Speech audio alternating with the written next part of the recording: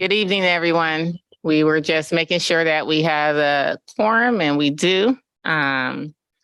We will convene the June 15th meeting of MCE Board of Directors at 7:06 p.m. Madam Clerk, can you please call roll? Good evening, everyone. Belvedere.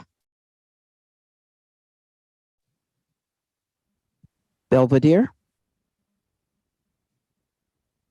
Here. Benicia. Concord. Yes. Director Laura Knucker. Contra Costa County. Here. Corte Madera.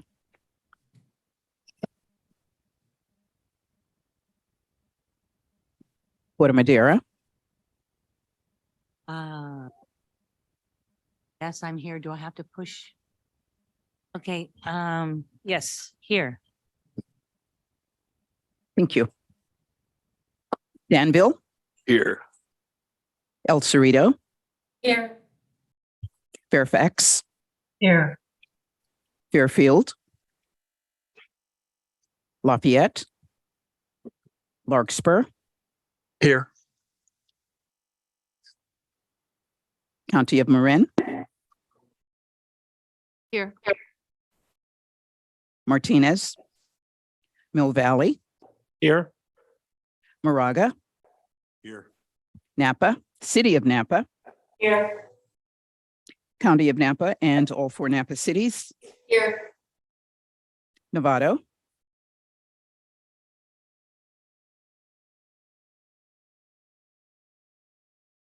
Novato. Oakley. Here. Pinole. Here. Pittsburgh. Here. Pleasant Hill. Here. Richmond. Richmond. Ross. San Anselmo. Here. San Pablo.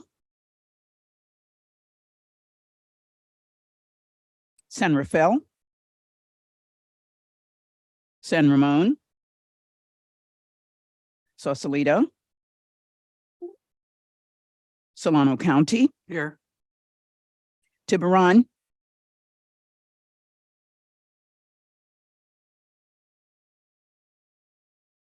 Vallejo. Walnut Creek. Here.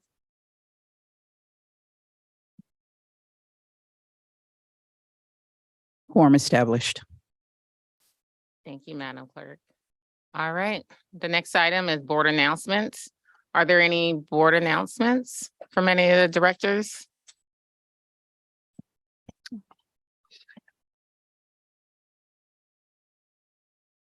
Director Nakamura?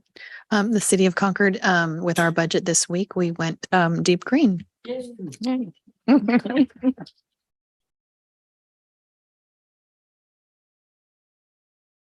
All right, moving on to public open time. This is the opportunity for members of the public to comment on anything that is either on the consent calendar or not on the agenda. Do we have any members of the public here in Concord and San Rafael or any of the other locations on the screen? Right. Hi, Chair. Jessica here. There are no members of the public here in San Rafael. And there are no raised hands on online. Thank you. All right, moving on to item number 4, our Chief Executive Officer report. Great. Thank you so much. I've got a few items to report on tonight, so I'll jump in. First of all, I'm happy to announce that the CalCCA annual conference held in San Diego in May was a huge success. I wanted to thank our board representatives who participated, Chair Scales Preston, Directors Feynman, Quinto, and Vallejo alternate Matulek for joining about 25 of our staff at the conference. And we welcome brief feedback concerning the conference from our directors, if anyone would like to say anything about it. I had a wonderful time. This was my first time attending. And also my first time actually meeting some of the staff in person versus via Zoom. But I really learned a lot. So I enjoyed attending. Thank you.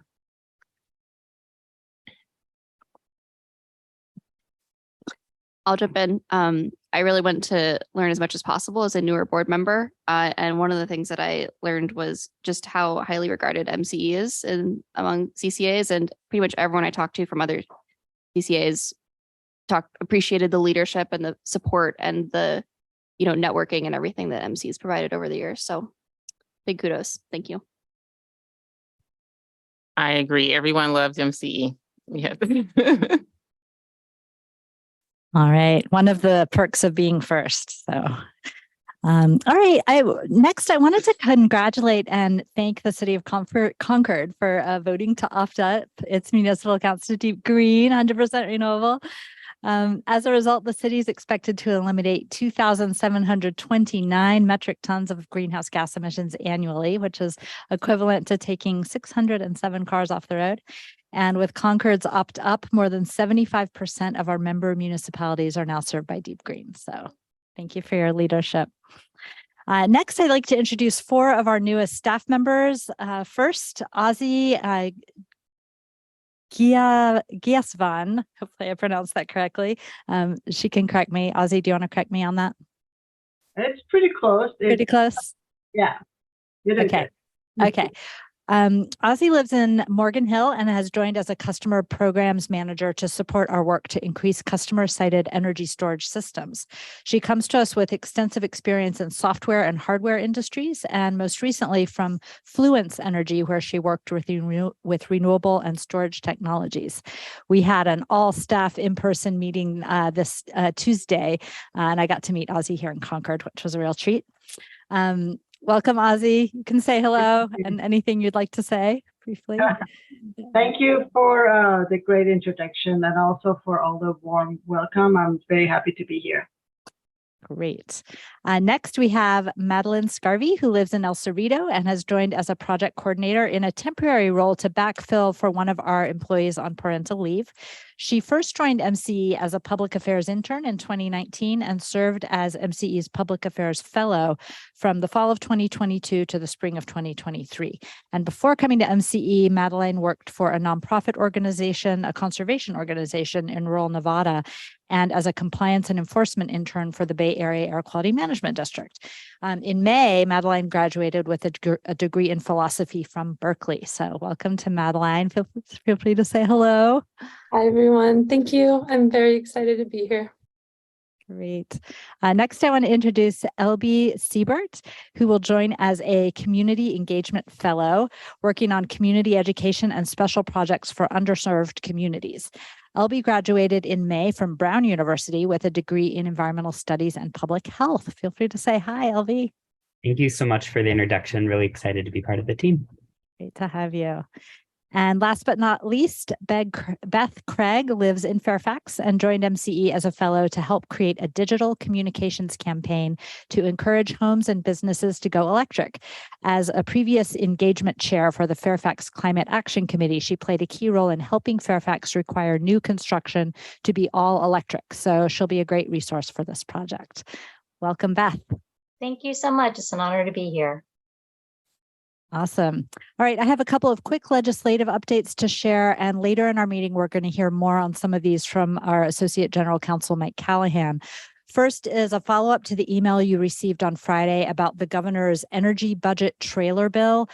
This bill remains problematic for a number of reasons that are directly threatening to community choice programs like ours. And we really need to keep up the pressure on the Senate to adopt the Assembly's version of this bill. So we're asking all of our board members to please call or text your state senators if you can, if you have access to be able to do that. If you haven't done so already, we are happy to help. We've provided talking points last Friday, but happy to resend. And you can reach out to me or Stephanie Chen, our legislative director, if you need any information on that. But this is definitely the time to be putting on the pressure for this particular piece of legislation. Next, I just wanted to provide a quick update about Assembly Member Holden's proposed regionalization bill, just because we talked about it at the last board meeting and in our technical committee meeting. It's AB 538. It would create a regional transmission system to expand the footprint for clean energy resources and enable better collaboration, transparency, and integration across states in the Western electrical grid. I just wanted to let folks know that that has now become a 2-year bill. So you may not hear much about it unless that changes in the next couple of months. But we will certainly be talking about it sometime as it starts to be heard again in the future. Next, I wanted to share some really good news about a California Public Utilities Commission proposed decision that approved over $158 million for MCE's ratepayer-funded energy efficiency programs. This will be from the term of 2024 to 2031. It's a proposed decision, so it's not yet final, but it's very exciting to have this level of commitment. It adds up to about $20 million a year for us to be running our energy efficiency programs. A lot of that will go into incentive payments for folks that are upgrading buildings. Some of it goes to pay our implementers, and Mike Callahan will talk about it a little bit more when we hear his update later tonight. Next, shifting to power resources, I wanted to let folks know that we're adding 134 megawatts of geothermal power to our portfolio. This will be coming online between 2024 and 2027, and it's enough to power 195,000 customers a year, so it's a lot.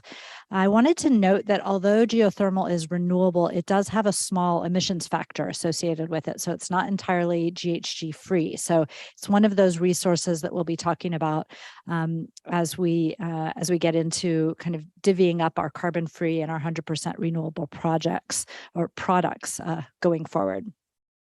The good thing about geothermal is it produces 24 hours a day, 7 days a week. So it's a really important element to have in our portfolio to complement the volatility of solar and wind. And last thing I want to say about those resources is that the contracts are for power built nearby in Sonoma and Lake counties and also in Pershing County, Nevada. These contracts come with over $180,000 in community benefit fund from the developers to MCE for us to spend on local projects and programs of our choice, likely in the communities where these projects are built and are operating. Next, on the power supply front, I just wanted to highlight a recent announcement about Local Sol, which is one of our service options in addition to light green and deep green. Local Sol is the 100% renewable local solar energy that is sourced from our 1 megawatt feed-in tariff solar project that's located in Nevada at the Cooley Quarry brownfield site. Local Sol it offers a guaranteed rate. And when we first established the Local Sol program, it was many, many years ago, and it was expensive at that time. But we were looking to offer a local solar resource for folks that either didn't own their own home or maybe lived under the trees and wanted to have access to a locked-in solar price. We committed to the contract for this power for a 20-year term, and we offered it up to customers to lock in at that rate for 20 years. It was popular to a point, but it did not get fully subscribed. And so recently some of our staff had the really great idea that we actively recruit low-income customers to sign up for this rate, because over time it has become the cheapest rate that we offer. So it's a way of offering customers that may not already have access to solar power a way to lock in a fixed low-cost renewable resource. And we were able to offer it up to 149 customers who have now signed up for it. So this will be saving them about $100 a year. And it's a real benefit, I think, from a social equity perspective, as well as a renewable energy perspective. And now that project is fully subscribed. So And next, speaking of solar projects, I just wanted to let folks know if you find yourself driving north on the Highway 101 towards Novato, from San Rafael towards Novato, you'll be able to see an MCE project that now has a sign in front of it. We have a sign that's branding this project. It's our 3 megawatt Silvera solar project. So as you're going north, just past the landfill, if you're looking to the right, you'll see a big solar field, and now there is a big sign in front of it that has the MCE logo on it. So we're excited to be showcasing our project to thousands of drivers each day. Be sure to take a look for it. And just kind of wrapping up here, I wanted to let folks know that we held our quarterly risk oversight committee meeting today. We do that on a quarterly basis, and I just wanted to report out that there was nothing unusual to comment on, but that our financial and procurement metrics are tracking as planned, and we're monitoring regulatory issues in particular that might require adjustments in the coming months. We'll be talking about some of those later this evening. And almost done here. I just wanted to let folks know we've been engaging with several communities who have expressed interest in possibly joining MCE. These are communities within our 4-county footprint where we're kind of open to inquiries from communities. We're not out recruiting, but we have had a few communities come to us and ask about membership. On May 23rd, the city of Hercules passed their second reading of an ordinance on a 4-to-1 vote to join MCE. So they are in the queue asking to join. Sassoon City has had their first reading. Their first reading is scheduled for June 27th. So they will need to have their first and second reading before they get into the queue for potential membership. Dixon has not agendized a reading, but it's in discussions with our staff. And then earlier this week, Vacaville, after several months of discussion and community meetings about MCE, voted not to approve their first reading of the ordinance on a 5-1 vote, and they will not be pursuing membership at this time. This was a bit unexpected, and it appeared to be the result of some community opposition to climate change policies. So we stand ready to engage with them again if there is an inquiry, but at this time it looks like they won't be moving forward. But for the city of Hercules and any other community who requests membership, we will conduct an internal membership analysis that considers financial and greenhouse gas reduction impacts. And then we will typically bring that analysis to the board for consideration in late summer, early fall. And then the board will determine whether we want to add those new communities or not. They could be added to the board as early as next year, but we would not be able to serve the load in that community until 2025 due to some CPUC rules. And I think, I have two more things. And Vicken, you're the grand finale, but one more thing before we get to Vicken.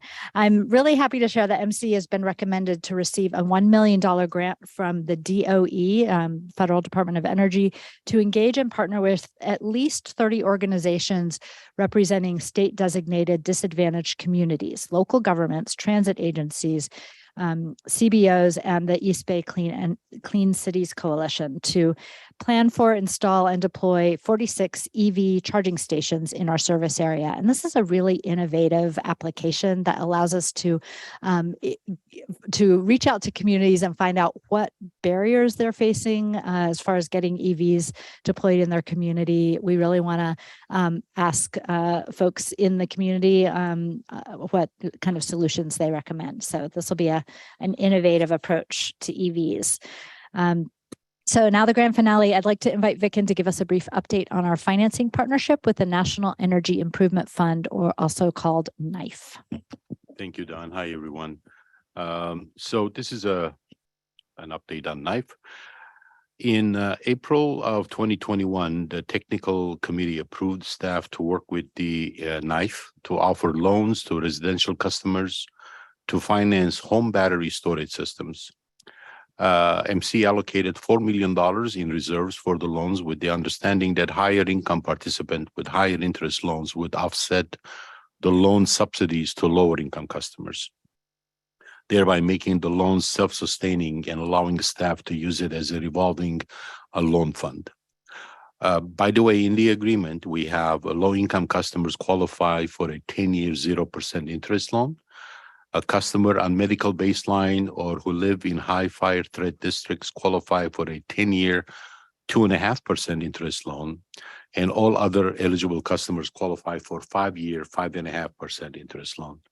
Now, please note that all these interest rates were set before the latest federal increases on interest rates. So it was prior to that. So far, only 7 loans we have been originated, totaling $141,000, 5 at 0% and 2 at 2.5%. And the outstanding balance at this time is $133,000. At the September 2022 Technical Committee meeting, the staff explained the importance of the Richmond VPP pilot project, demonstrating the value that MCE can harness and share with our VPP customers through the VPP operations. While currently limited to the city of Richmond, the pilot is building the infrastructure necessary for scaling to all MCE member counties and cities if successful. Since it is a priority of this pilot to benefit lower-income customers, staff anticipates that any loans going forward will likely be at 0%. Without an equivalent number of higher interest rate participants, it is anticipated that over time, the fund will not be self-sustaining as originally approved. On June 2nd, the Technical Committee voted unanimously to allow NIFE to make loans to participants in the Richmond VPP project. This authority was granted with the understanding that the loan portfolio will not be self-sustaining, but rather will require that the loans made will likely be all 0% interest rates, because we're addressing the low-income communities like we explained it before. We're getting these 100-year-old homes that are dilapidated, building them up, and then add a battery to it. So our hope actually is that it will be all at 0% interest rate moving forward. So this concludes the update on NIFE. If you have any questions, I can take it. Thank you, Don and Vicken, for the report. Do we have any questions from from members of the board?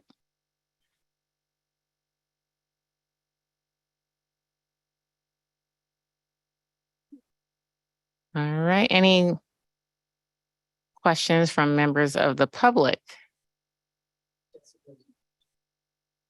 No raised hands, Chair. All right, thank you so much. All right, moving on to item number 5, the consent calendar. We have 3 items on the consent calendar. Would any members of the board like to remove any items from consent? Then I'll second. Motion made by Director Valquez and a second by Director Marin.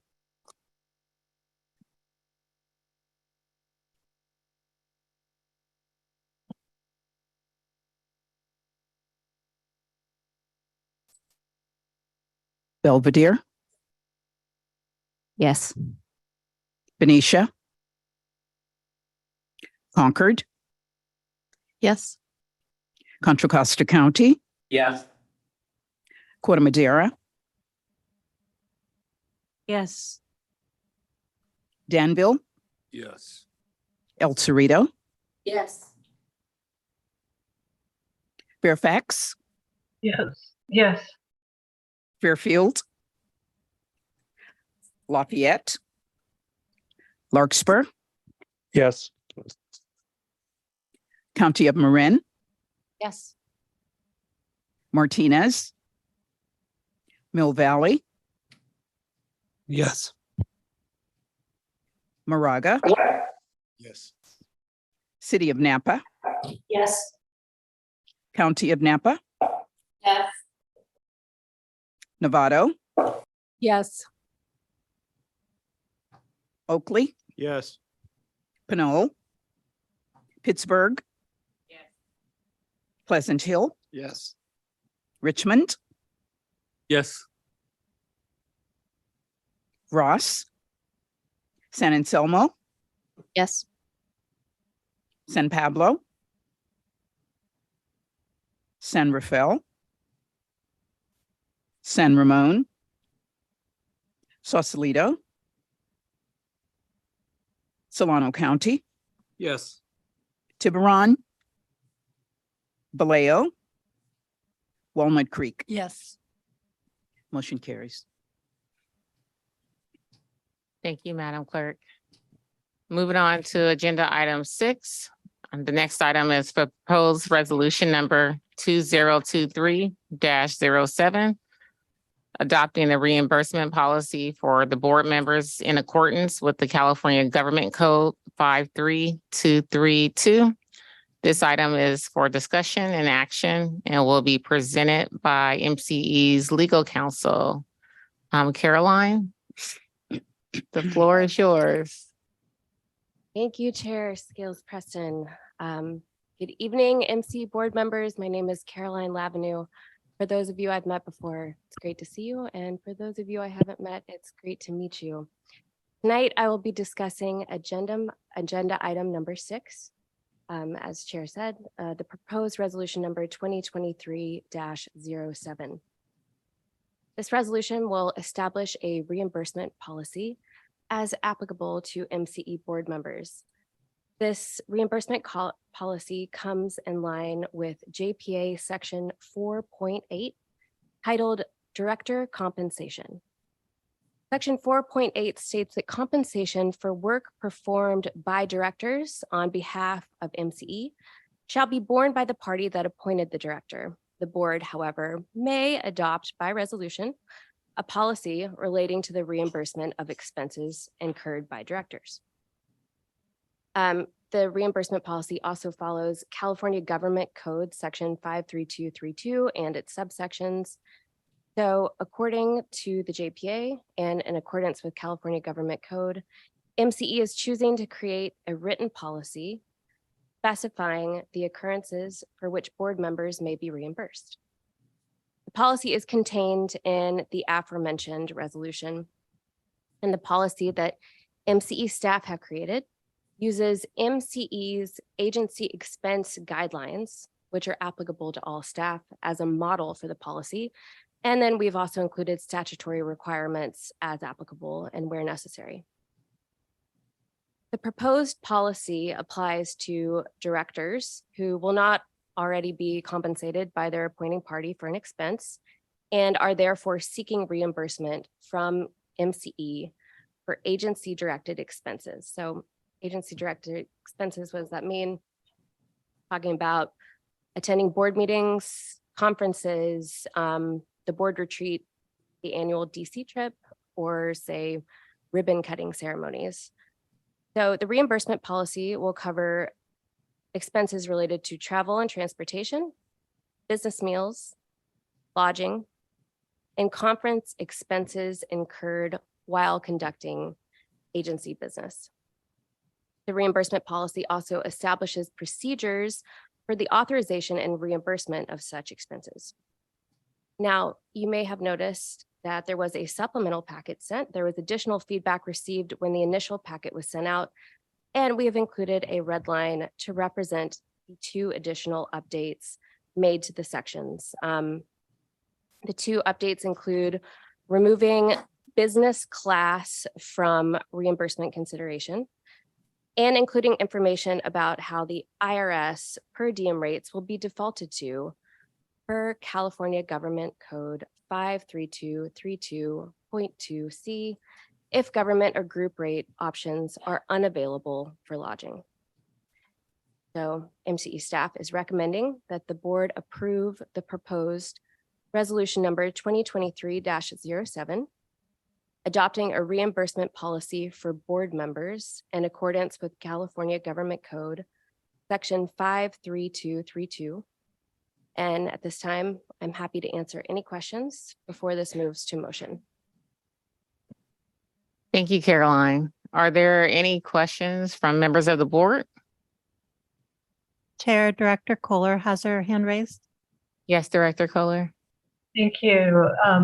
I had communicated with Catalina.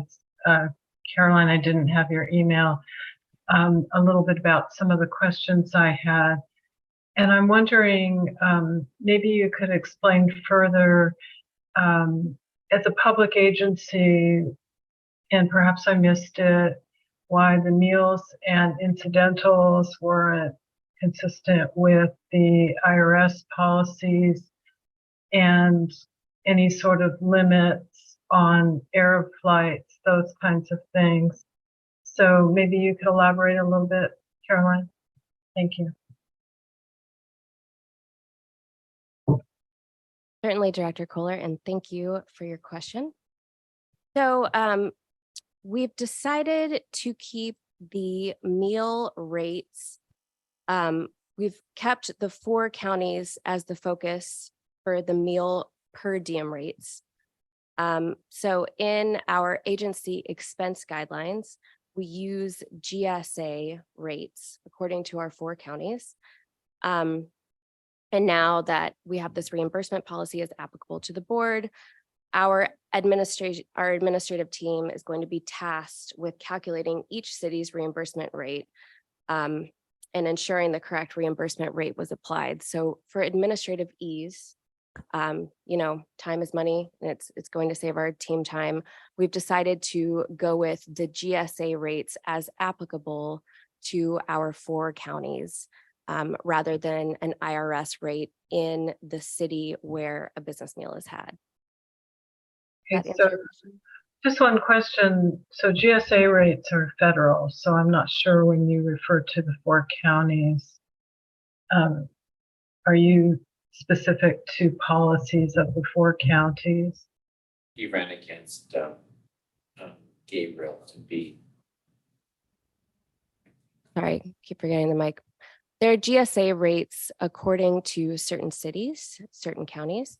Okay. And so in this case, it's the federal rates according to our 4 counties. Okay. Thank you very much, Caroline. You're welcome. Chair, Director Wilkinson has her hand raised. Caroline, I have a really quick question. Why are we doing this now? What's the impetus for this? I can comment on that if you'd like, Caroline. Thank you, Dawn. Yeah, this idea was brought forward by one of our board members who joined at the beginning of the year, one of our new board members who joined at the beginning of the year, and asked, what is our reimbursement policy? And was asking about getting reimbursement for some of her traveling to board meetings. And while we have provided those on an ad hoc basis when requested, and while many board members have their expenses covered by their city or their county for any MCE business, we figured it would be prudent to get a policy in place that just provided some clarity so that folks know what to expect. We also looked at kind of what are the best practices out there, and so that was the impetus for it. I think it was a really great suggestion, and it just bolsters our work in going forward when we get requests.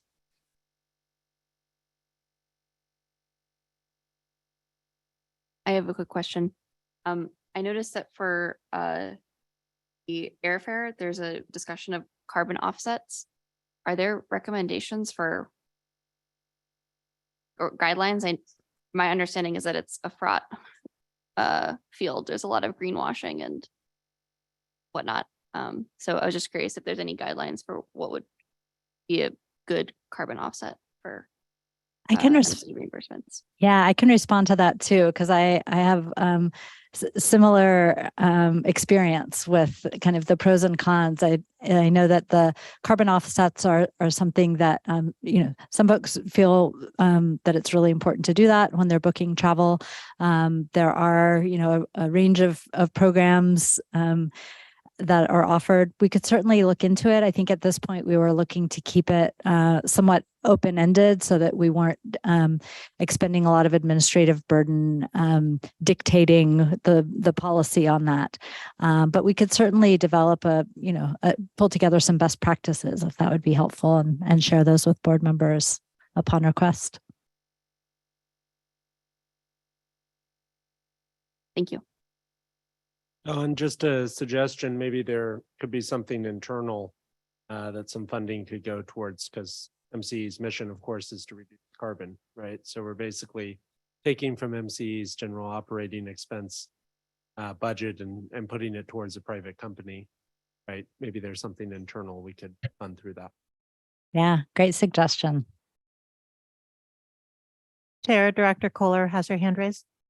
Yeah, I just want to mention, I administrated a GHG emissions offset program for a number of years for Capcoa and also for the Air District. And unfortunately, it's on hold. But one of the things we learned through that process is a lot of these offsets really aren't projects that don't happen. So I think going back to either Director Joya's suggestion of something internal, if we can do that. But if not that, I think best practices would really be helpful because we want to make sure if people are using those that they're getting the best that they can. Thank you.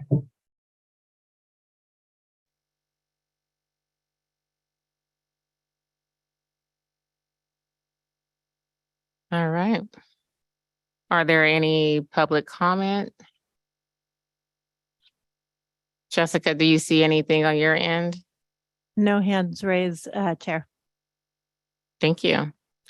Any further discussion from board members? All right, seeing none, do we have a motion? I'll move to approve. Second. Motion made by Director Darling, seconded by Director Ryan. Madam Clerk, can you please call roll? Belvedere, Yes. Benicia, Concord, Yes. Contra Costa County, Yes. Corte Madera, Yes. Danville, Yes. El Cerrito, Yes. Fairfax, Yes. Fairfield, Lafayette, Larkspur, Yes. County of Marin, Yes. Martinez, Mill Valley, Yes. Moraga, Napa, City of Napa, Yes. Napa County, Yes. Novato, Yes. Oakley, Yes. Pinole, Pittsburgh, Yes. Pleasant Hill, Yes. Richmond, Yes. Ross, San Anselmo, Yes. San Pablo, San Rafael, San Ramon, Sausalito, County of Solano, Yes. Tiburon, Vallejo, Walnut Creek. Yes. Motion carried. Thank you. Next item is item number 7, a proposed amendment to the MCE operating rules and regulations. And we will be hearing again from Caroline.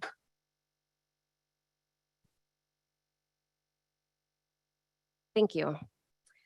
As some of you may recall, at the Executive Committee meeting in February 2023, the Executive Committee reviewed MCE's formation documents and decided at that time that the operating rules and regulations should be updated to incorporate some minimal changes that MCE has seen in the last decade and to incorporate normal course of agency business. The Executive Committee then formed an ad hoc committee tasked with providing a recommendation to the board on this matter. The resulting document from the ad hoc committee meeting is the proposed amendment to MCE operating rules and regulations, which can be found in attachment A of item number 7. Here's a quick summary of the proposed revisions. We will be updating MCE's name from Marin Energy Authority to Marin Clean Energy. Proposed to streamline the chairperson's duty in regard to the agenda from supervise the preparation of the agenda to review the agenda before each board or committee meeting, allowing the continuation of the secretary's 1-year term, subject to the board's decision to remove, and changing the annual election board meeting month from June to on or near December. So this is going to better align with the local elections of MCE member communities. Now, as you may have also seen in the supplemental packet, it came to our attention after the first packet was released that there did need to be an additional edit to align with Resolution 2018-09, passed by this board on October 18th, 2018, which delegated the authority of setting compensation, number, tenure, appointment, and conditions of employment, aside from the CEO position, to the Chief Executive Officer, so long as these actions are consistent with the board approved budget. So we've made that additional edit. You'll find it in the red line. Now, updating per the operating rules and regulations, updating the operating rules and regulations is a two-step process. So the first step is tonight. An amendment must be proposed at a regular meeting of the board, which is now. And then next, the amendment, depending on the decision tonight, will proceed for approval at the next regular board meeting. This time, MCE staff is recommending that the board authorize the proposed amendment to MCE operating rules and regulations to proceed to the next step, which is approval at the next regular board meeting. And I'm happy to answer any questions at this time. Thank you, Caroline. Are there any questions from members of the board? Chair, Director Kohler? Wilkinson and Kohler have their hand raised. Director Kohler? Yeah, just a question about the name change. Some years ago, we started this process of trying to formally change the name. And from what I remember, there was a conclusion that because there's so many documents, legal documents that have Marin Clean Energy on them, we couldn't change the name. So I'm not objecting to doing it in the ORR. I'm just wondering, are we formally able to change the name, or are we just doing it in this document? And maybe Dawn might speak to this because I don't think other folks were there at the time. Yeah, our legal name is currently Marin Clean Energy. At the very beginning of MCE's operation, we were called the Marin Energy Authority. So the initial version of the operating rules included that old name, Marin Energy Authority. And we did formally go through the process of changing the name to Marin Clean Energy. That's a little bit different from the effort you might be remembering, where we talked about changing the name from Marin Clean Energy to something else that didn't have the word Marin in it, because we were serving many more communities beyond Marin. There were a lot of discussions about that, and we came close on a few. I think that the sticking point there wasn't a legal barrier to changing our name. It is a cumbersome process, but it's very doable. We did do it once. But the real sticking point was maintaining the brand, the letters MCE, trying to find another good M word. And yes, a lot of great creative thought went into it. And unfortunately, we got a little stuck and never did move forward with that. But I think it was certainly not because of a legal barrier. But I just want to reiterate that what we're talking about here tonight doesn't relate to that effort at all. It's going back much further to when we changed from Marin Energy Authority to Marin Clean Energy. And the reason for that was just that the word authority isn't a really super friendly word. And I think our board realized that Marin Clean Energy would be a better fit for the agency early on. Thanks for the explanation and that great memory. Jessica, do we have any board members? Wilkerson, Director Wilkerson? Thank you. Caroline, just a quick question. Can you just let me know, I'd be curious to know who served on that subcommittee, because I seem to think many of the people who sort of signed up for it were not able to participate. So just curious whether you had a number of board members or not. Director Darling was on the ad hoc committee. So it was one board member. Okay. There were other board members who were a part of the ad hoc committee, but on the day of, Director Darling saved the day and went over the proposed amendment. Thank you. Thank you, Director Darling, for helping us out with that task. All right, do we have any additional board members with any questions? All right, seeing none, do we have any public comment that we may see via Zoom? No raised hands, Chair. All right. Well, I will entertain a motion. However, I would like to see if anyone would like to make a motion from San Rafael. Now, Go ahead. see, the Go ahead, directors Director. here in Concord are upset because they can't make a motion. Chair, we have a couple here in San Rafael, I believe. I'd actually like to make a comment first, if that's okay.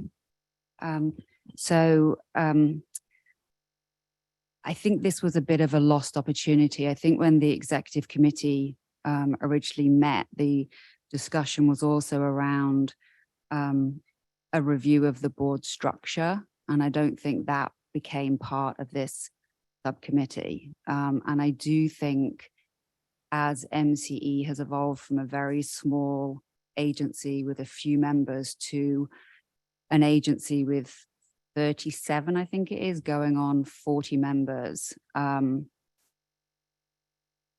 serving complete with elected officials only.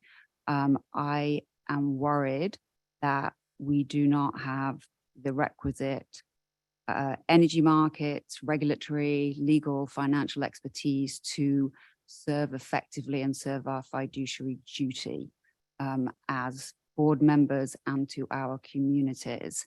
And I still believe it is very important at some point to have professionals come in to do an external board review to see whether there is a structure that is more suitable for an agency that has a budget of $800 million. I think that's an important thing to do, and it might not be now that is the right time, but we're in a world where boards are professionalizing everywhere. MCE is in competition with PG&E, which has a world-class board.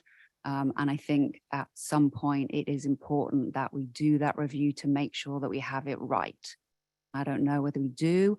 I don't know what the correct board structure is, but it feels like the agency is at a level of maturity that is becoming something that is important. Thank you.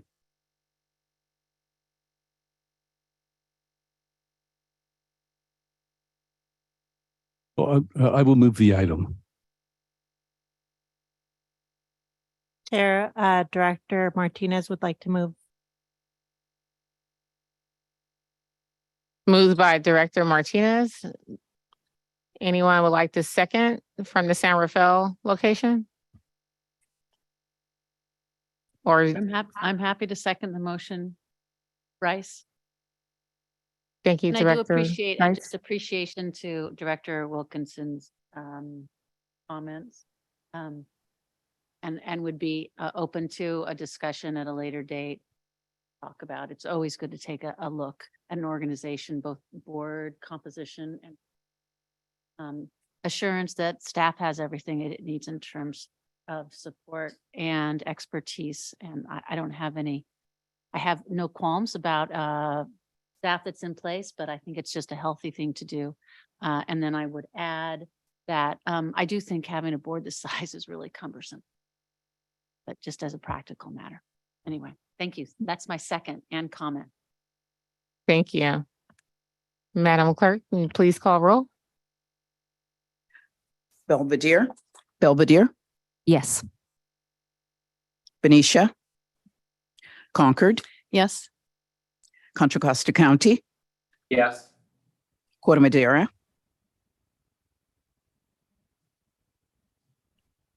Corte Madera.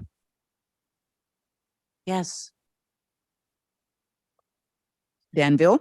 Yes. El Cerrito. Yes. Fairfax. Yes. Fairfield. Lafayette. Larkspur. Yes. Marin County. Yes. Martinez. Mill Valley. Yes. Moraga. City of Napa, Yes. County of Napa, Yes. Novato, Yes. Oakley, Yes. Pinole, Pittsburgh, Yes. Pleasant Hill, Yes. Richmond, Yes. Ross, San Anselmo, Yes. San Pablo, San Rafael, San Ramon, Sausalito, Solano County, Yes. Tiburon, Vallejo, Walnut Creek. Yes. Motion carries. Thank you. Moving on to agenda item 8. This item is a policy update of regulatory and legislative items presented by MCE's Associate General Counsel, Mike Callahan. The floor is yours.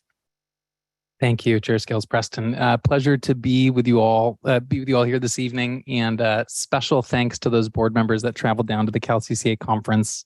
It was quite a treat to get to spend a little time together. I'm going to be running through some regulatory and legislative updates this evening. Next slide. We're going to cover a pretty wide range of issues. These were also covered in the staff report. First, we're going to talk about the budget trailer bill that deals with changing the market structure that we operate in. Next, we'll talk about the energy efficiency proposed decision that Dawn touched on. And we'll talk about the resource adequacy program. There's another proposed decision there. Transmission and interconnection challenges, as well as bioenergy opportunities. And then we will close it out with some discussion of our green access programs. Next slide. So starting off, this is just a call to action, a reminder to get engaged and chat with your state senators and encourage them to address what's in the energy budget trailer bill. There are a number of concerns with this. It's making some sweeping policy changes that we've been fighting for years to keep at bay. And they're all kind of happening through a quick process that doesn't have a lot of public engagement. That's the budget trailer process. And so we are working feverishly to make improvements to the bill because at this point it's threatening community choice because it's proposing to expand the California Public Utility Commission's authority to direct procurement for CCA. So it would be sort of taking that decision out of this board's hands and moving it over to the California Public Utilities Commission, something that we would like to avoid. Additionally, it's authorizing overly broad central procurement without really hemming it in and being specific with costs that we have to pay. It threatens affordability by increasing uncertainty in the market for new resources with a big new central procurement entity competing with us for resources. It's going to drive uncertainty, and it has. It's also increasing sellers' power in an already imbalanced market. We're facing a seller's market. Prices are high. We need to build a lot of new resources very quickly, and creating a new central procurement entity and articulating what it has to procure gives more power to those sellers. And so we have a lot of concerns about the impact this proposal is going to have on the market we operate in, and encourage you to contact your state senators to ask for important changes that CalCCA is advocating for. And if you have any questions, if you get difficult questions from those conversations, you can get in touch with our Director of Legislative Affairs, Stephanie Chen. You can reach her at schen@mcecleanenergy.org. And if you would like help getting in touch with her, reach out to anyone that you're in touch with at MCE, and they'd be happy to put you in touch. Next slide. So next I'll talk about the proposed decision, also from the California Public Utilities, on our energy efficiency programs. This proposed decision would authorize a total statewide budget of $4.3 billion for the next 4 years. And these are ratepayer funded programs. So there's a fee for these on all of our bills. And that goes through the California Public Utilities Commission. In total, the decision forecasts, as Dawn mentioned, over $158 million in funding for MCE's energy efficiency programs over the next 8 years. That's about $78 million in the next 4 years, and forecasting another $80 million in the following 4 years. The decision, unfortunately, does not approve a $26 million budget request we had for our Peak Flex Market program. And this program is focused on integrating demand response where customers reduce usage either in an automated way or just maybe go turn off the light switch or stop charging the EV in response to events or during the evening hours to avoid strain on the grid. And we're going to continue to seek approval for this in the final decision. So the advocacy has not stopped. Next slide. Now I'm going to be talking a little bit about the CPUC's, the California Public Utilities Commission's resource adequacy proposed decision. And resource adequacy is a program, it's a requirement that we have to procure a buffer of resources above our expected need to ensure that there are adequate resources to keep the grid reliable.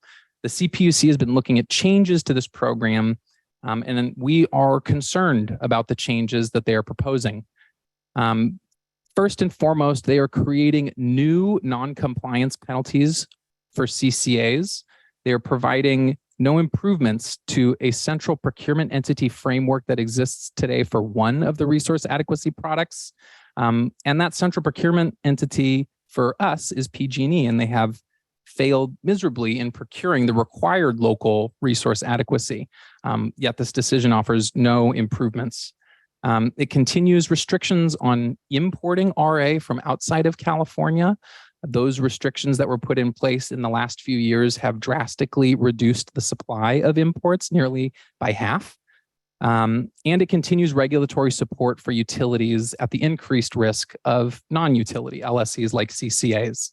So it's an imbalanced decision as well. Providing a few more details here, it continues and enhances the resource adequacy market volatility that we've seen.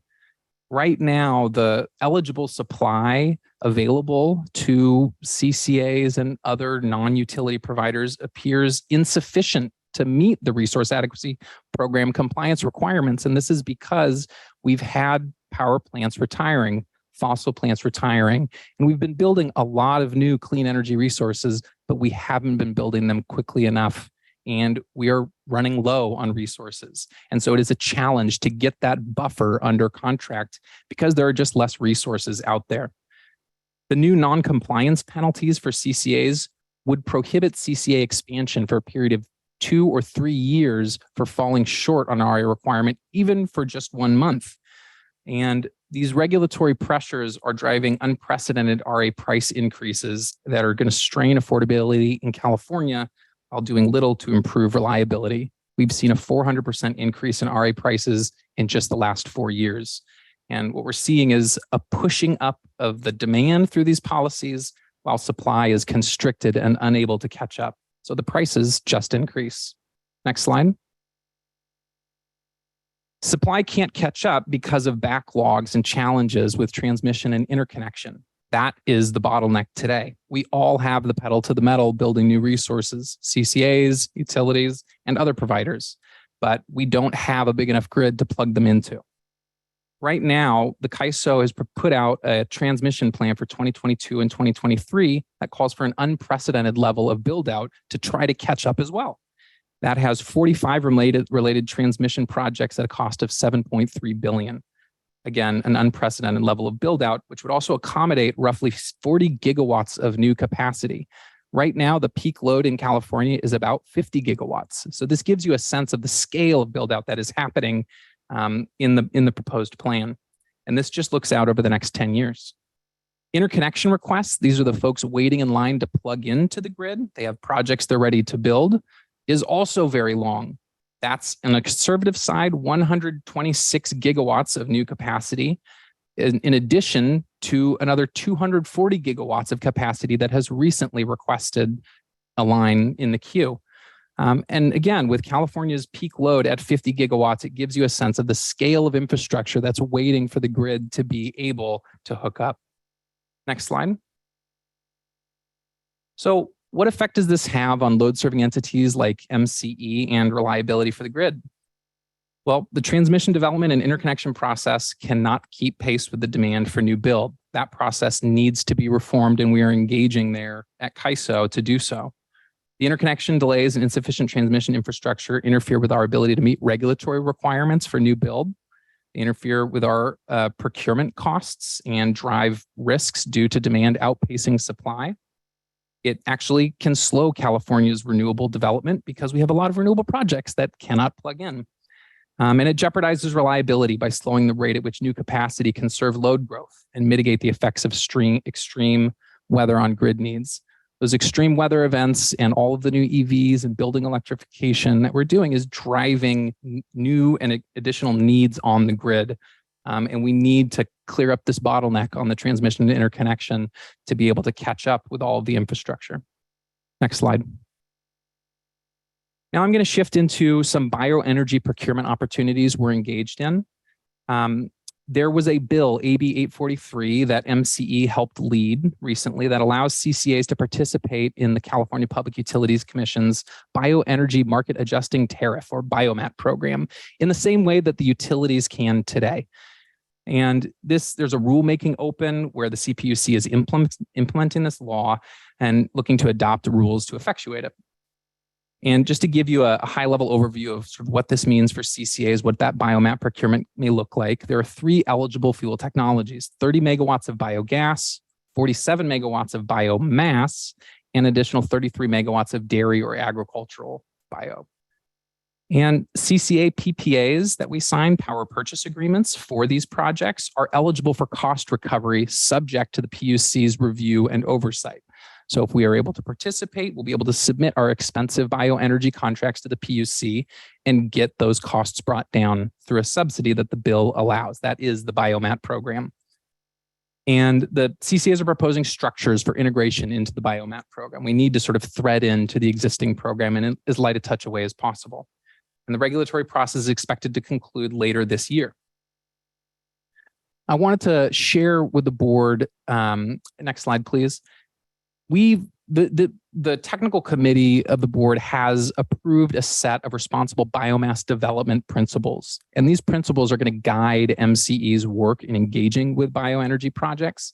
And I want to run through them here at a high level to get you all a little bit of familiarity with them and to invite you all to provide feedback on them. While these have been adopted, this is a living document, and we'd like to take concerns related to environmental impacts and environmental justice impacts into account here. So if folks have ideas for ways to improve this document, we would welcome them. And I'll take just a moment to run through our 10 principles. These are summarized, these are paraphrased, these are not them word for word, but first off, prioritizing organic landfill diversion materials. And this is driven in part by SB 1383 in an attempt to help our communities comply with that requirement for waste diversion. Second, prioritizing carbon neutral technologies and opportunities for best available control technologies to limit pollution. Next, minimizing local air quality impacts. Fourth, making sure that appropriate permitting is taking place. Fifth, ensuring that projects support sustainable forest management. Next slide. Thank you. Sixth, focusing and not procuring resources in vulnerable communities. And here we're thinking about communities that are already burdened with pollution impacts and economic challenges. Seventh, seeking partnerships with the communities where these projects are going to be built. Eighth, not using certain prohibited fuels that are most at risk for causing safety and air pollution issues. Ninth, focusing and taking advantage of secondary environmental benefits. And 10th, obtaining support or supporting developers and obtaining the necessary licenses, making sure that things are being done properly. So thanks for the chance to run through these bioenergy principles with you all. And the next couple slides are going to be covered by Amulia, MCE's policy analyst. Good evening. It's lovely to be with you all. My name is Amulia Yarapotu. I am a policy analyst with MCE's regulatory and legislative team. And as a relatively new staff person, this is my first time presenting to the board. So it's lovely to meet many of you in person today. I oversee MCE's green access programs for the policy team. So I'm going to be going over them with you today. The Green Access programs are community solar programs that are overseen by the Public Utilities Commission, and MCE administers 2 programs under the Green Access programs label. The first of these is the Disadvantaged Communities Green Tariff, otherwise known as DAC-GT. This is a program that serves customers living in disadvantaged communities, low-income customers, with 100% solar energy that has been procured from a disadvantaged community somewhere within PG&E's service area. And this program also provides those participating customers with a 20% bill discount. So MCE has seen enormous success with the DAC-GT program.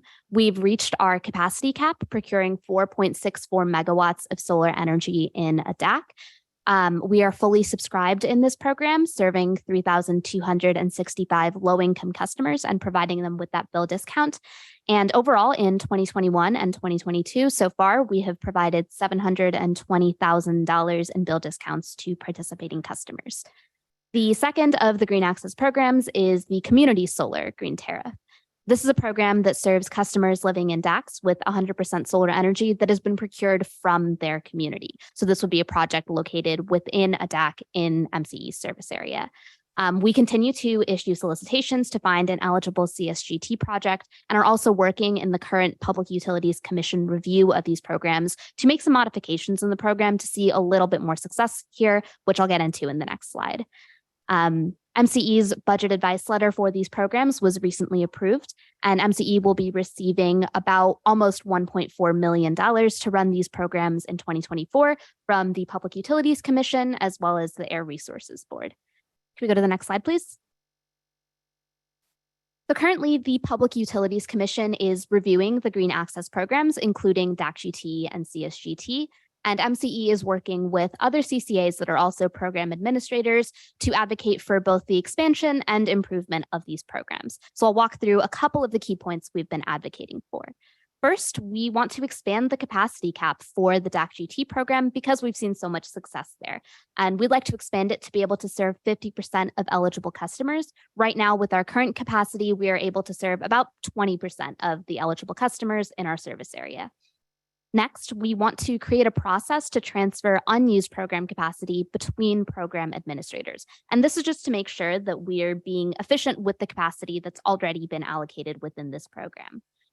Next, we want to expand project location eligibility criteria in the CSGT program. As I mentioned, it's been harder to find eligible projects in CSGT. And some of the feedback that we've heard from developers is that especially for urban census tracts, which MCE's DACs are generally speaking urban tracts, it's really hard to find viable project sites. So we're looking to expand the location criteria just a little bit to try and get some more viable projects while still keeping the local energy benefits that were intended with this project. Next, we want to see paired solar and storage allowed within the program. And finally, we also would love to create an automated billing solution with PG&E to make sure our program administration is as efficient as possible. So with that, that brings us to the end of our presentation. Mike and I are, thank you for your time. Mike and I are happy to take any questions. Thank you both for the presentation. Do we have any questions? Director Darling? Thank you. And thank you, Mike. I'm just curious because the CPUC continues to try to use market mechanisms to increase the supply of resource adequacy. And at the same time, we can't bring them on, the market can't bring them on board. Do we have any idea why they haven't recognized that it's not working? Have you psychoanalyzed them and figure out why they keep pushing on this? Mike, do you want to? Yeah, I'm happy to speak to this. Thank you. Your guess is probably as good as mine. We've had recent conversations with them, and I think, you know, part of it is that it's their program, and I think they feel ownership and responsibility. And I think, you know, there's a part of them that, you know, is a little bit struggling to look internally. And, you know, we're seeing this not just in the RA program, but in other areas as well. So I think there's some challenges we've had. And I think some of it stems from the fact that the state hasn't focused on the pace of new build until it's been a bit too late.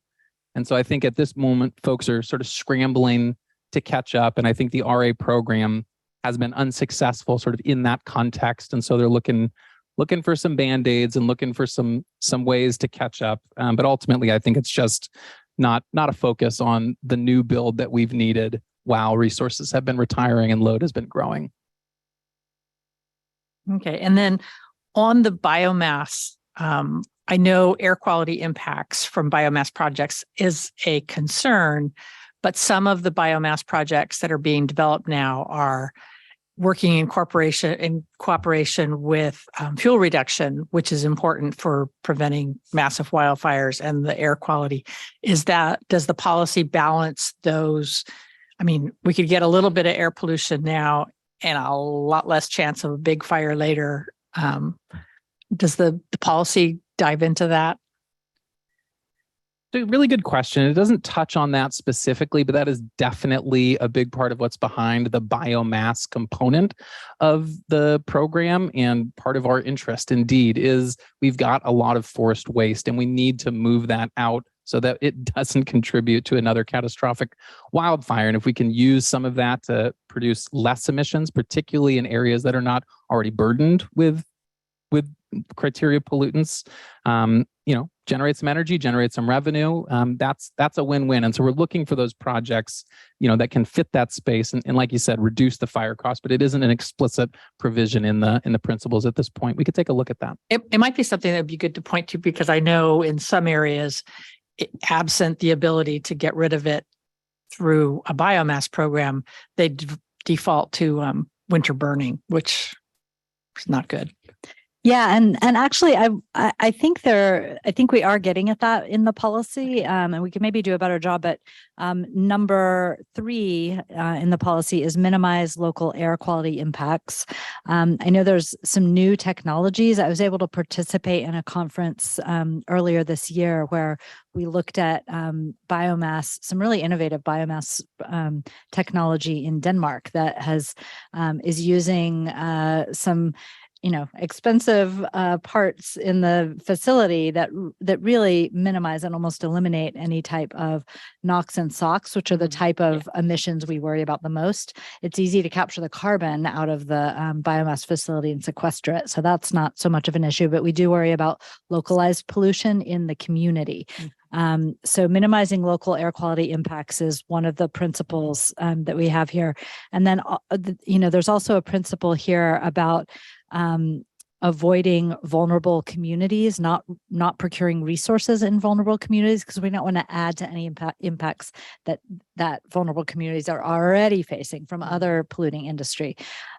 So it's if we can do both of those things, if we could eliminate impacts altogether, we might not need to avoid vulnerable communities. But because that hasn't been done across the board, we kind of get at it from both perspectives. And then getting at your question around the organic material, we do, the very first principle is prioritizing resources that use organic landfill diversion materials that are eligible under SB 1383. I know that there are some woody waste and biomass materials that don't qualify that we also think should be included here. But we wanted to especially call out those because it's helpful to our local government members. I do want to add on a comment here that this is an example, I think, of how MCE sometimes, how we set ourselves apart from other agencies by taking on really hard issues. Biomass is a really hard issue. It would be, the easy path would be for us to say, oh, we're just not going to buy it. We're not going to talk about it. But I think the more challenging path and probably the right path is to say, how can we do it right? Because we really need resources that can deliver renewable energy when the wind and the sun aren't able to. And so if we can really invest in the technology that's going to keep biomass clean, it really will help reduce the fire fuels, as you mentioned, and provide a lot of other benefits. So I want to acknowledge that it's a tough issue. Not all CCAs are advocating for biomass. We are, and that's why. Yeah, and I recognize it's a tough issue. Keeping the organics out of the landfill is one thing, and using a good technology to extract the energy. But then you get over to biosolids, and you get into forest, and it gets really complicated. And so I appreciate that the staff is working on that because I think it is a good baseload source if we can sort through all those issues. Yeah. And if you'll allow me just one other comment I want to make just to emphasize a really important point that Mike made, and that is that these principles would really benefit from increased engagement by local groups. There are some local groups that just are saying no to biomass and won't give us a seal of approval, won't even give us a suggestion on how to improve these. We want these to be really good principles that can be used by developers. So to the extent that you have relationships with local groups that would be interested in this issue, please encourage them to engage with us, make suggestions. We want to have the very best biomass procurement possible if we go out and do any additional projects. So we would love help on that. So if I could, are you looking at the biomass facilities that once existed? I think California had 80 of them, and now it's less than 20. The one in Yolo County that serves kind of the Yolo Solano County areas contracted with PG&E, but they take very little agricultural. Yes, exactly. So, I sit on the Yolo Solano County Air District, and I've been there 21 years, and this biomass thing keeps coming up. And it's the biomass has the ability to ramp up or ramp down. That's what makes it so that you can fill in those peaks with it. And I don't know why it's so difficult for us to move forward on that. There are better technologies outside of the United States. People are doing this all over the world. Yeah, And I think we California as green as we think we are. I mean, there are better technologies out there, but we're not willing to accept those yet. I think within the United States, there are new technologies coming into the market, and it's just, well, the rest of the world's doing it. Yeah, and there are things in the United States, and we just got to keep pushing it forward. And I appreciate all the work that's gone into this, because there are a lot of people that don't want to get into the discussion because they remember, back in the 70s when it was wood chips up in Chester, and they're, well, we're afraid of a smokestack. Yeah. Or a stack of any kind in California. But the agricultural, the amount of orchards that are in California that are being removed and replanted, they're either going to burn the stuff or grind it up. And either way, it's still, as it starts to decompose, it lets out all the gases anyway. So if you could take it and put it in a facility, get that energy out of it, capture that carbon, hold the methane down, I don't know why it's so difficult. I mean, I've been yakking about this for 10 years. I just want to add, Director Ruskin, that's a really good point. We're in Power Resources, we're trying to do a deeper dive to the actual data, not words. Like when they say they have this emission, okay, how much of an emission is it? How can we measure it? How can we compare it? Right. And you just, in 3 words, you covered 100% of what the issue is. So we're trying to find the actual information to influence policy if we can. There are orchards that are just piled up because you can't get rid of them. In particular, San Joaquin, by 2025, you can't burn anything.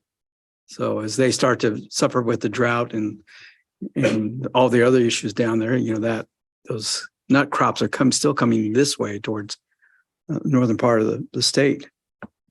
But an orchard only lasts 20 to 25 years, and then it's got to be pushed out and something done different. So, and almonds being what they are, we produce 80% of the world's market right here in California. So that's always going to be, you're constantly going to see orchards coming out and being replanted. Thank you, Director Vasquez. Yeah, don't put me in charge. I see our Napa office on the screen. Hands raised. Yes, hi. This is Beth Painter. Good to see everybody. We're actually just as a comment in Napa looking at creating a biomass facility in partnership with our Napa Waste and Recycling. It's a pretty exciting project and a really good opportunity for both the city of Napa and Napa County. So kind of stay tuned on that one. But my question is, I hope, relatively simple. And I appreciate the information, particularly on the energy budget trailer bill, that you want us to try to do outreach and the CPUC items, both the energy efficiency and resource adequacy.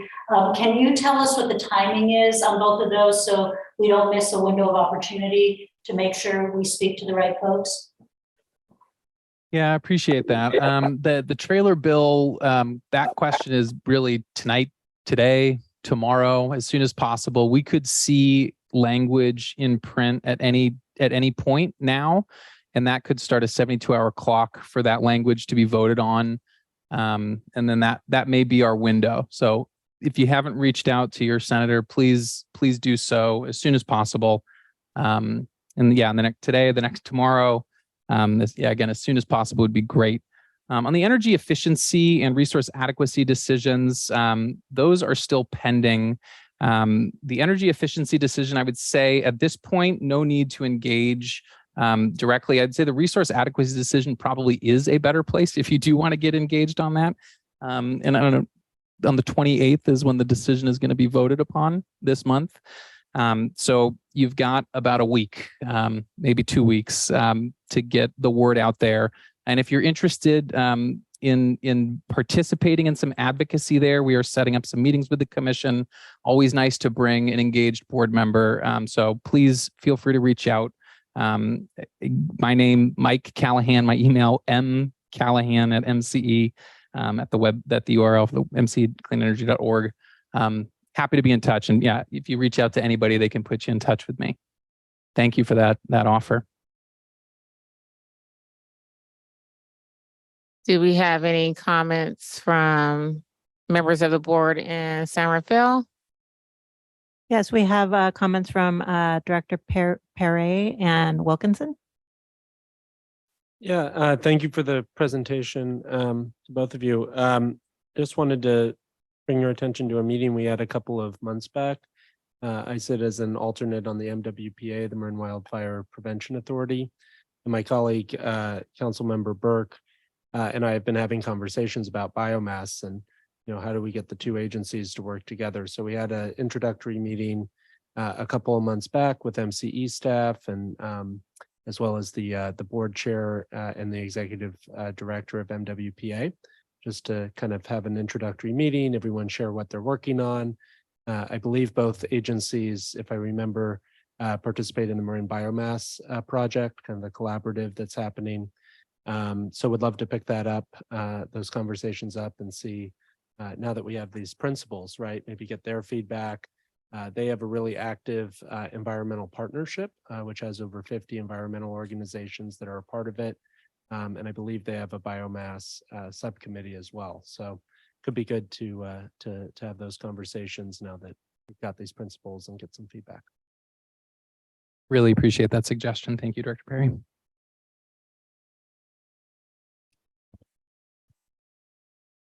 Mike, I have it's actually a really simple question, hopefully simple. All of this, way you're describing it, the amount of energy that's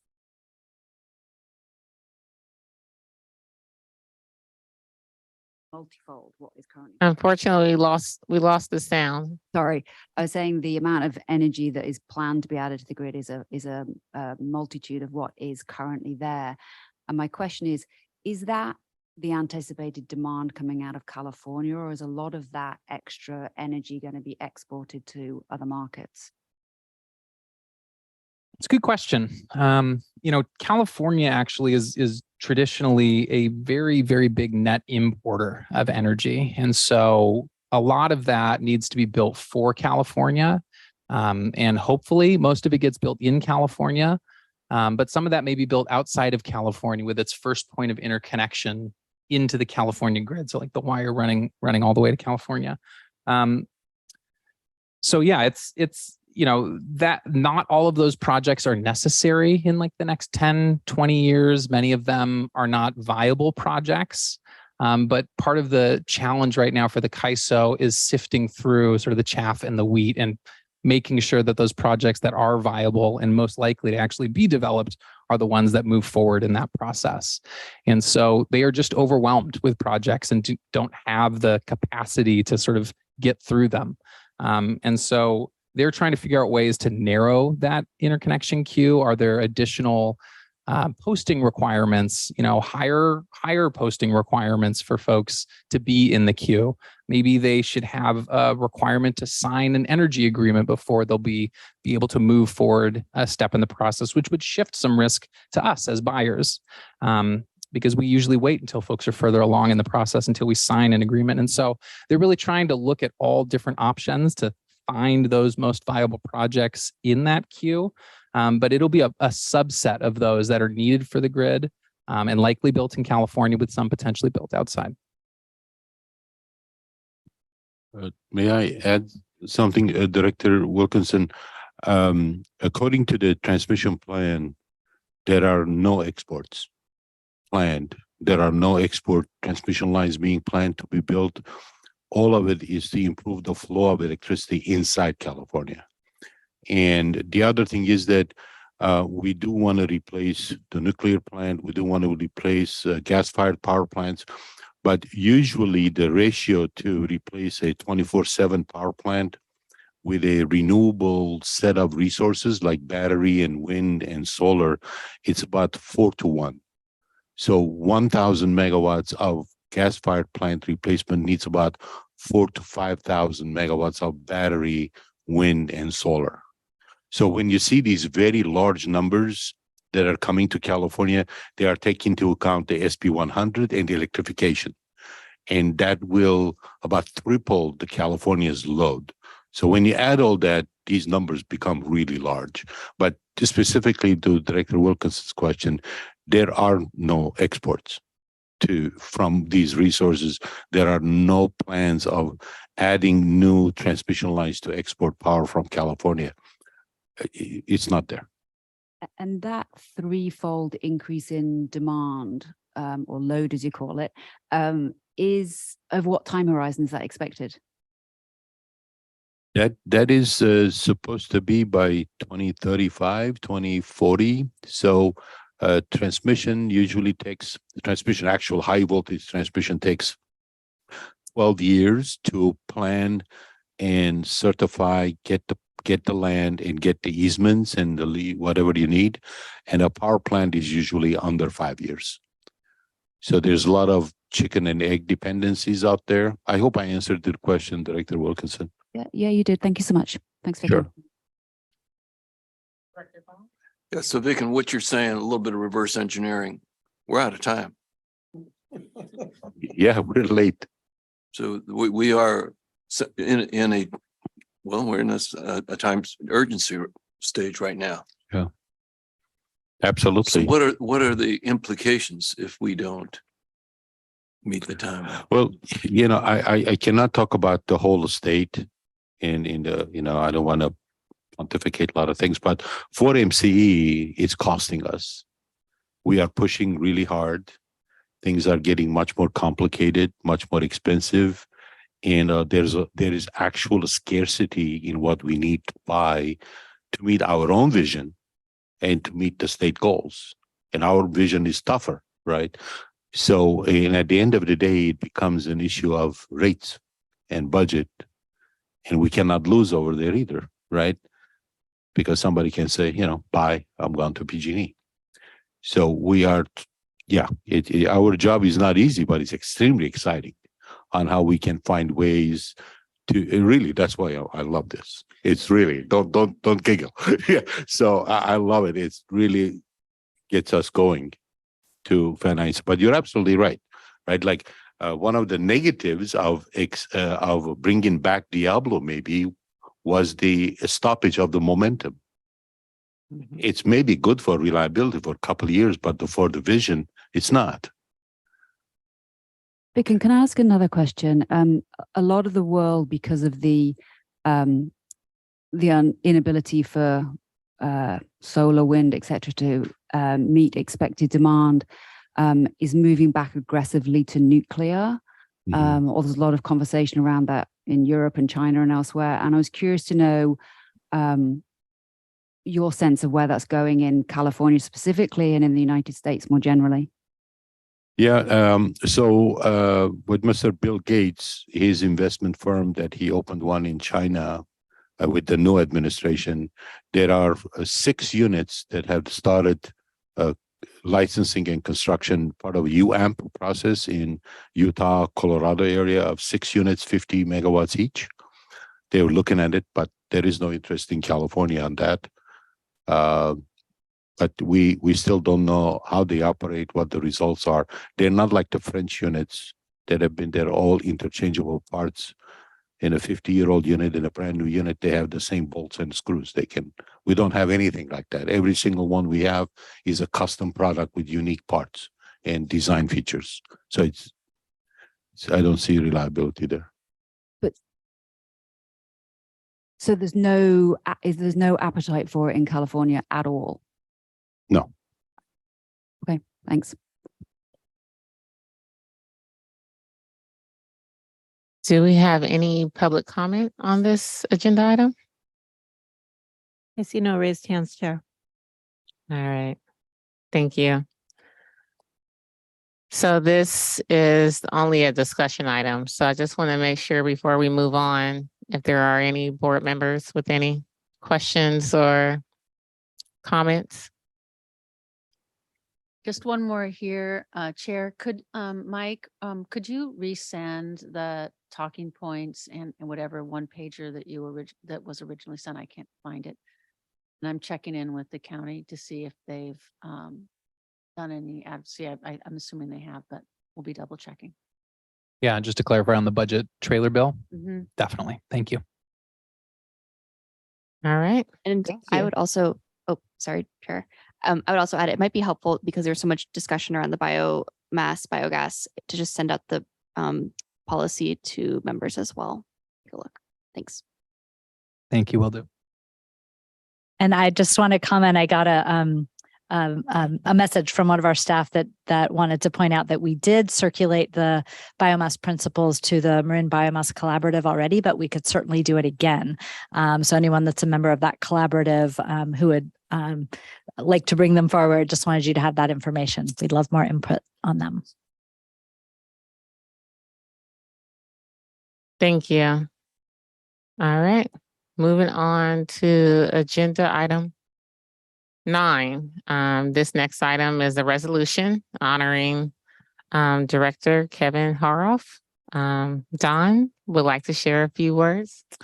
Yeah, I wanted to first of all say a few words about Director Haroff. He is unfortunately unable to attend tonight, but he did send a statement that he'd like me to read on his behalf. So I'll start by reading the statement from Director Haroff. He said, "I want to thank you for the recognition you all have shown me tonight. I'm very sorry that circumstances have prevented me from being with you in person. As some of you already know, I'm in the course of moving my family to a new home, and this has made it necessary for me to resign my position on the Larkspur City Council. That, of course, means I can no longer serve as Larkspur's representative on the MCE board. Our current Larkspur City Mayor is fully apprised of all of this and will be designating my replacement shortly. But for now, I want you all to know how grateful I am to have had the opportunity to support MCE's mission the last 10 years. It has been one of the most rewarding experiences I've had during my professional life. I particularly want to say thanks for the support MCE staff has shown me over time. It has been an honor to get to know you and watch the tremendous accomplishments you have achieved over the years. I wish you all the best of luck. I'm sure our paths will cross again in the near future." I can make a few comments from the resolution if you would like me to, Chair. We have a resolution proposed here honoring board member Kevin Haroff, who was appointed to serve as the Larkspur representative on the MCE board of directors on February 6, 2014. He was a member of the executive committee where he served as chair for a few years. He was also a member of the technical committee for many years, a member of the ad hoc audit committee, ad hoc bonding committee, ad hoc contracts committee, ad hoc rate setting committee, and also worked with staff and other board members to engage on legislative efforts. He often traveled to meetings with key stakeholders in his district to help explain and advocate for MCE efforts. So he was a very active board member. He's been with us for a very long time. And this resolution is extending our congratulations to Director Haroff on his future endeavors. Thank you, Don. And I wish Director Haroff was here tonight so that we could say goodbye to him, but I'm sure we'll get an opportunity to do so. But if he's watching, just want to share with him. We want to just thank him for his public service, not just to his community, but also to, the MCE team here. And 10 years is a long time that he has dedicated to this board and to this work. And so we appreciate him, appreciate his knowledge, and He's been a great mentor over the time. And so Director Hoyaroff, we're going to miss you if you're watching, but congratulations to you. I would also like to open it up to members of the board if they would like to share anything about Director Haroff before moving on. Director Kohler. Yeah, and I'll make this quick. I know we're running late. I just want to say that I think Kevin has been the person who's volunteered for anything and everything and really given his heart and soul to MCE. I once asked him how he was able to be on every committee I'd ever heard of on MCE multiple times. And so I will miss him, and I think he's a very quiet, humble man, and that's probably why he's not here tonight. But I want to thank him for his service for all these years, and I've learned a lot sitting next to him and near him. Thank you. Do we have any comments from? Yeah, Chair, it's Katie Rice here, and I don't know, Kevin was on a little earlier. I don't know if he still is. Is he on? No. Anyway, being a colleague of Kevin's here in Marin County, and over the years, I know he was really involved in all things MCE, as has been noted, as his hand going up for almost every ask that was made. But I just know how much he really loved serving on this board, and really was so proud of this, is so proud of this agency. And just because he's not on the board doesn't mean he can't show up and be a member of the public chiming in. So hopefully we'll see him in that realm as well. So good luck to you, Kevin. I was just going to say, this is Cindy Darling from Walnut Creek, and I just really appreciated all his guidance.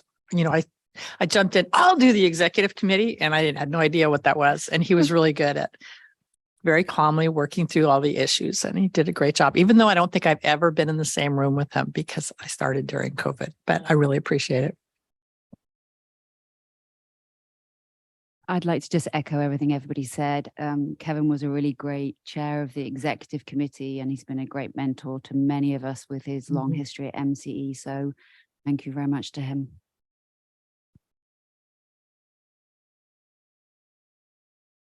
And if I may be so bold as staff to jump in, I just want to thank Kevin for all of his engagement and support for staff, both, you know, in these meetings, but also joining us arm in arm at the legislature, at the California Public Utilities Commission. Many, many times his advocacy was impactful and appreciated.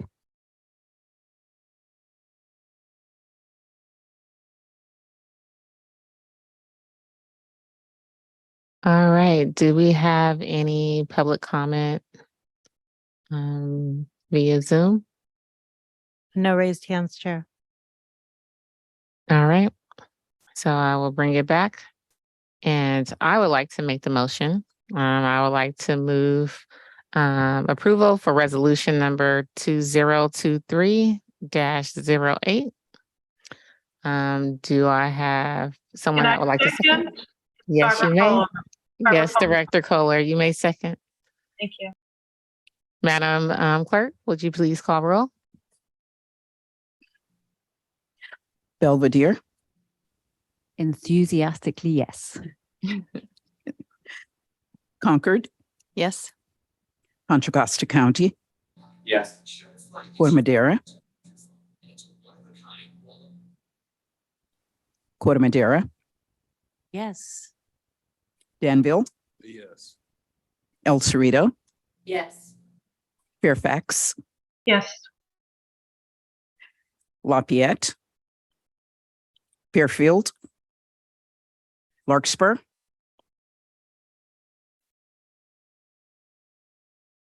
County of Marin, Yes. Martinez, Mill Valley, Yes. Moraga, Aye. Napa, City of Napa, Yes. County of Napa, Yes. Novato, Yes. Oakley, Yes.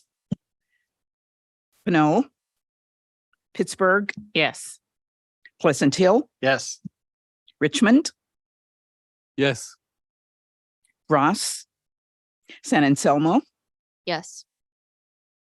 San Pablo, San Rafael, San Ramon, Sausalito, Solano County, Tiburon, Vallejo, Walnut Creek. Yes.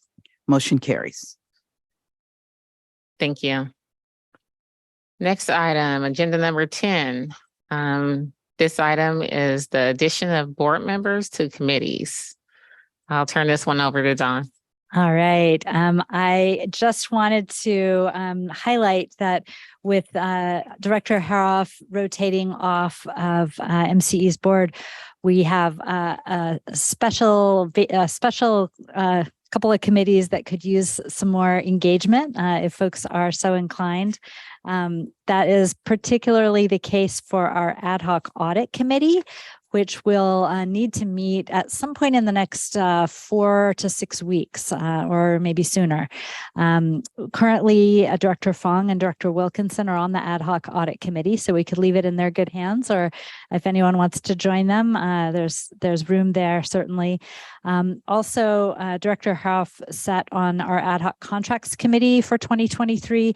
Director Kohler and Director Perkins are currently on that committee, but there's certainly room for others to join. And then we do have lots of folks engaged in our other committees, but there is certainly room always for folks to request membership in our executive committee, our technical committee, and the other one that we have going now is the ad hoc committee for our virtual power plant. So folks can nominate each other or themselves. We could also hear pitches from folks on committees to encourage other colleagues to participate. Thank you, Dawn. Would any board member like to volunteer for a new committee? No, but I would Volunteer like to for ad comment. hoc? Oh, for I'm ad sorry. hoc. Go ahead. No, please. You're about we're ready to volunteer. I want to listen. I was volunteering for the audit committee to join you, Director Fong. Thank you. I have no other, well, I do. If there's other directors that would like to learn a lot more regarding MCE, but more from a quantitative perspective, I think this would be of real value to participate in this process. Thank you, Director Fong. So I'm encouraging one or more directors to join us on this fantastic journey. Don't all raise your hands at the same time.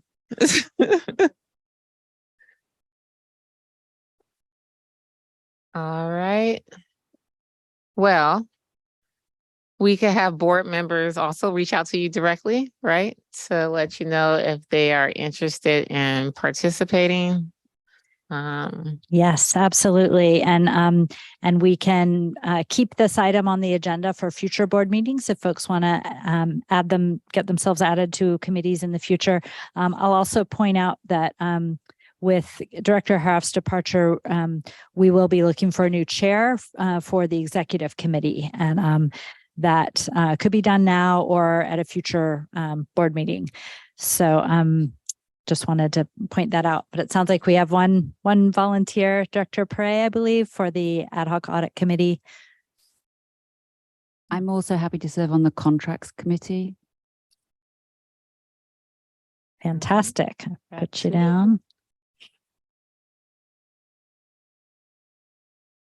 Dawn, is there a recommended number of directors for each subcommittee?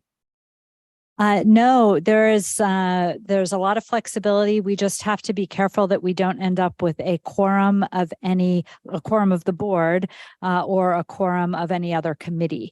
But if we are able to avoid that issue, there's no cap on any of the committees.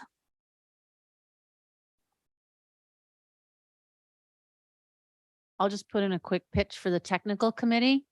It is actually extremely exciting and fun. It's now at 10 o'clock in the morning instead of at 8:30, which could be a benefit.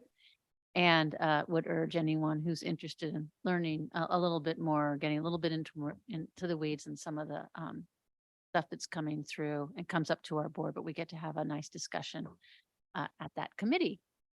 And sometimes we have a hard time with quorum. So I'm going to encourage anyone that is already on the committee to show up. And are you bringing the donuts? And there should be donuts, Johnny's Donuts or something like that here.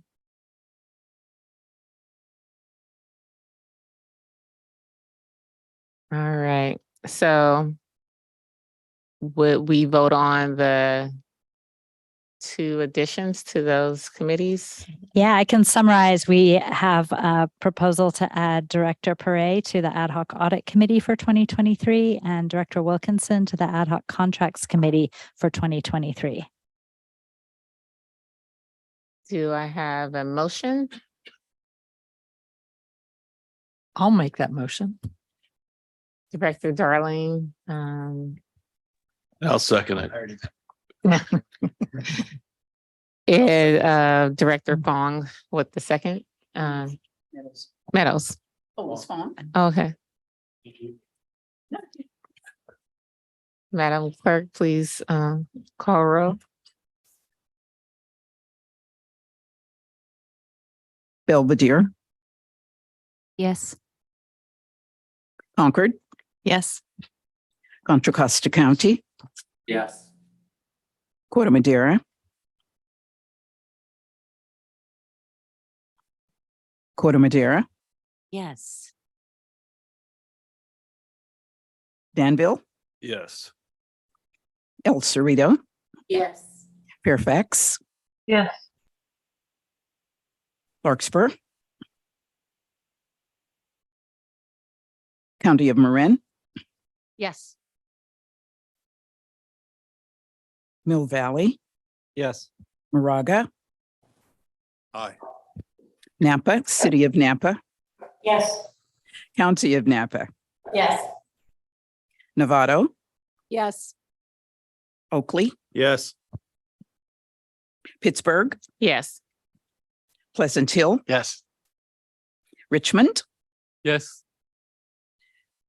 San Anselmo, Yes. Solano County, Yes. Walnut Creek. Yes. Motion carries. Thank you. All right, moving on to our last agenda item for this evening. Item number 11 is board matters and staff matters. Would any members of the board like to share any board matters?